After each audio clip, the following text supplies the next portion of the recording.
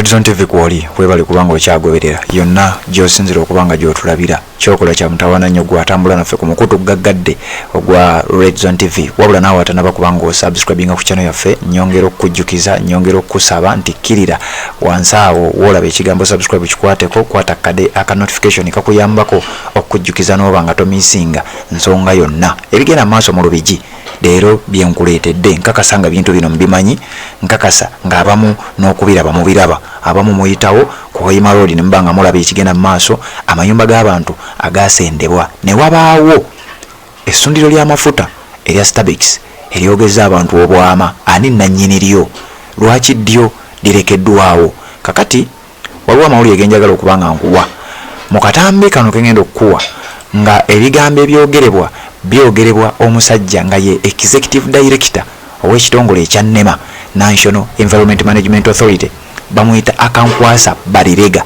ono yafuuka ED oba executive director ng'ennaku z'omwezi lumu omwezi ogw'omwenda omwaka gwali gwa 2021 yali asikira omusajja amanyiddwa nga Dr. Tom Okurut ono nga ye yali executive director wa NEMA okuva mu mwaka gwa 2011 era ekisa ebisanja bye oba ebbanga lye lyali liweddeyo ery'emyaka 10 ng'aweerezanga executive director ow'ekitongole ekya National Environment Management Authority kakati ono aliko bibuuzo bibadde bingi nnyo nga bibuuzibwa bannansi lwaki ddala bamenya amayumba g'abantu ate ne wabaawo ebintu ebimu ebirekebwa mujjukira abantu bangi badde bakomplaininga nnyo ku Starbex essundiro ly'amafuta eryo bangi bakomplaininze nnyo ku kombucha muzuri sana Elias Lukwago yawalirizibwa olunaku lumu n'akwata ekkubo n'agenda ku kitongole ekya NEMA mu Kampala ebyavaayo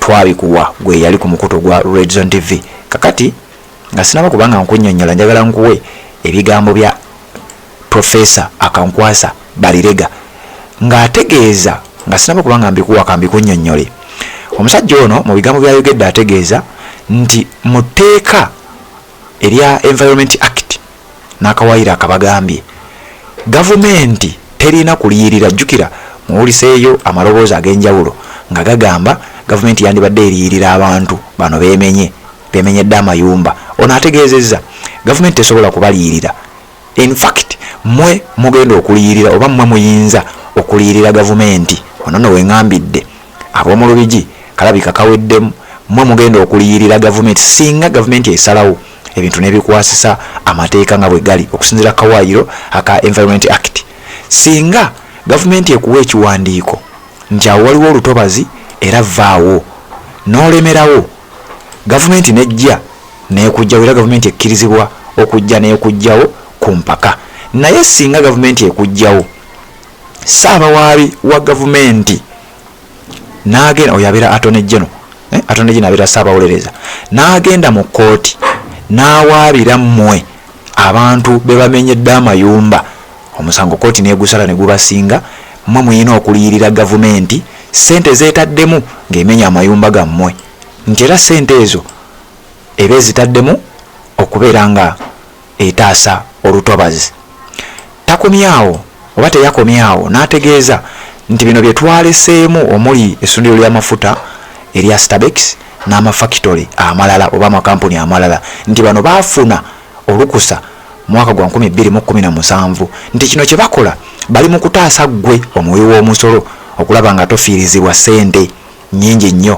kubanga singa owa Starbex agenda mu kkooti nti gavumenti ya Uganda yampa olukusa oluzimba wano ate zze nemmenya singa agenda mu kkooti bakutegeezezza nti gavumenti eba egenda muliyirira kati ssente z'omuwi w'omusolo gavumenti zeba egenda okukozesa okuliyirira owa Starbex kyova olaba nga ye bamuleseewo olw'olukusa olwo lwe baamuwa ye n'abalala abo be balese mu lutobazi sooka owulirize ebigambo by'omusajja ono bamuyita Dr. Akankwasa Barirega musajja muyivu ebimukwatako ngenda kujja mbikuwe sooka owulirize tubeere nga ate tweyongerayo teeka ligamba nti omuntu bwe yeesenza mu lutobazi n'agaaniramu ng'aweereddwa ekiwandiiko eky'okuvaayo ng'agaanirayo gavumenti emugjayo ate n'aliyirira gavumenti ssente gavumenti zeesaasaanyiza okuzaawo olutobazi so gavumenti tejja kubaliyirira kubanga bo be balina okuliyirira gavumenti okusinziira etteeka akawaayiro 133 ak'etteeka ly'ebyobutonde erya National Environment Act. Gavumenti tesobola kuwa abantu engasi oba ssente ng'ate bazza emisango. Ekyo gavumenti bwe kikola kiba kitegeeza nti abantu abalala bajja kwesenza mu ntobazi endala nga balinda gavumenti gyebawe ssente. So ekyo kiba kyabulabe era gavumenti teyandikikoze. Okujjako gavumenti ng'eyagadde neewa obuyambi mu kwagala kwayo neewa abantu byobweba eyagadde naye ekyokuliyirira tekiriiwo, abantu bo be balina okuliyirira gavumenti. Era gavumenti ejja kusalawo oba abagibwayo emisango gibagulwako mu kooti oba gavumenti omuwali wa gavumenti oba anaasalawo oba gavumenti okubasonyiwa. Ekyo kijja kusalibwawo gavumenti okuyita mu kitongole ekyomuwali wa gavumenti n'okusinziira gavumenti kyeneesalawo. Nti waliwo essundiro ly'amafuta, olubigi n'amakolero agalekeddwayo, era kino nti kiraga nti NEMA erina kyekubiira. Njagala kukakasa bannayuganda nti NEMA terina kyekubiira kyonna. NEMA ekwasisa amateeka kw'oyo yenna abazizza omusango.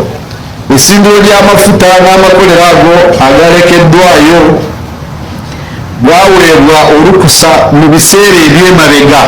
Okugeza essundiro ly'amafuta lirina ebiwandiiko ebya 2017, tetuyinza kubajjawo ate kubanga awo tuba tufiiriza omuwi w'omusolo essente endala, kubanga bajja kutwala gavumenti mu kooti, gavumenti ebaliyirire ekintu ekyongera okunyigiriza omuwi w'omusolo. So abo abalekeddwayo z'ensonga ezo kwe kulaba nti gavumenti tewangasi kubanga gavumenti yeyabawa ebiwandiiko emabega. Obiwulidde kakati essaawa yonna singa gavumenti esalawo okuactivating ensonga eno, ab'omu Lubigi batuuse okuliyirira gavumenti ssente zeekozesezza ng'ebagoba mu lutobazi. Ndowooza mubiwulidde, si bigambo byange. Etteeka erya Environment Act kyeryogera mukiwulidde gwali ku mukuto gwa Red Zone TV, era nange yensonga lwaki nsazeewo mbeere nga ngabawa bw'oba oli mu Lubigi oba ng'olinawo omuntu wo awo gamutuuseeko. Gavumenti yeyo engeri gyesobodde okubanga ennyonnyola abantu b'omu Lubigi. Omusajja mu byayogedde ategeeza nti bano be twalekayo singa tubagoba, era ndowooza yensonga lwaki baabalese. Kusinziira ku bigambo bye, amanyiddwa nga Dr. Akankwasa Balirega, Executive Director owa NEMA, bw'atyo bw'ategeezezza. Omusajja ono amanyiddwa nga Dr. Akankwasa Balirega, njagala okubanga nkuwa ebitonotono ebimukwatako gwagoberera omukutu ogwa Red Zone TV obeere nga omutegeera bulungi nnyo, tutambule ffenna. Dr. Akankwasa Balirega nga bwe nkugambye abadde Executive Director ow'ekitongole kino ekya National Environment Management Authority NEMA okuva mu mwaka gwa 2021, era ng'ekisanja kye kiba kya myaka 5, kitegeeza mu 2026 ekisanja kye kijja kuba kiggwayo. Yasikira oba yaddira mu bigere Dr. Tom Okuruti eyasavinga emyaka 10 ebisanja bye bibiri okuviira ddala mu mwaka gwa 2011. Dr. Akankwasa Balirega musajja muyivu, alina doctorate of philosophy oba kyoyinza okuyita PhD mu environment and natural resource management, alina masters degree mu science, alina ne bachelor's degree mu environment and natural resource management ne diploma mu mateeka. Omutegedde bulungi, ke katono kensobola okubanga nkuwa, wabula nsobola n'okuwaako ku bitongole byakoleddeko oba n'engeri gya representinzeemu eggwanga erya Uganda. Ono ya representingako Uganda mu kye bayita International Conservation Forum mirundi egy'enjawulo oba mu aspects ez'enjawulo. Omwali kyebayita the global oba yaliko global vice president for the United Nations Convention on Migratory Species, yaliko president United Nations Gorilla Agreement, yaliko chairperson Standing Committee of African Eurasian Waterbird Agreement and a national focal point for the convention and international trade in endangered species of flora and fauna. Dr. Akankwasa Barirega owulidde ebigambo bye, agambye ab'omu Lubigi singa gavumenti eba tesazeewo okubayambako buyambi nesalawo nti leka tukwatagane n'amateeka nga bwe bagamba, kubanga amateeka kyeki kye gagamba, mutuusa okuliyirira gavumenti sente zeetaddemu okubeera ng'etaasa olutobazi. Red Zone TV kwoli mbadde nina okugakuwoberera ng'ogategeera tuwuliziganye mu updates eziddako, wabula nga sinaba kubanga nvaawo kkiriza mbeere nga bulijjo nga nkujjukiza ku muganda waffe Haji Kasujja, ono omusomi wa dduwa asangibwa Enjeru ku luguudo olugenda e Jinja okumpi ne Nile. Akwasaganya ebizibu bingi nnyo, omuli okugaba oluzaalo nga abaana babuze, oyina ozaala abaana ekika kimu, toyina mikisa, sente zikuyita buyisi mu ngalo, oyagala genda bweru, ebintu tebitambula, ebyo byonna bikwasaganya bulungi nnyo. Bamuyita Haji Kasujja, musomi wa dduwa si musamize. Ennamba eri 075385 ensonga ne ziba nga ate zitambulira ddala bubaya saana nnyo, embeera n'etambula taratibu. Red Zone TV kwoli webale kubanga okyagoberera bina gy'osinzira okubanga gy'otulabira, kyokola kya mutawaana nnyo tuwuliziganye mu updates ezigenda okubanga ziddako.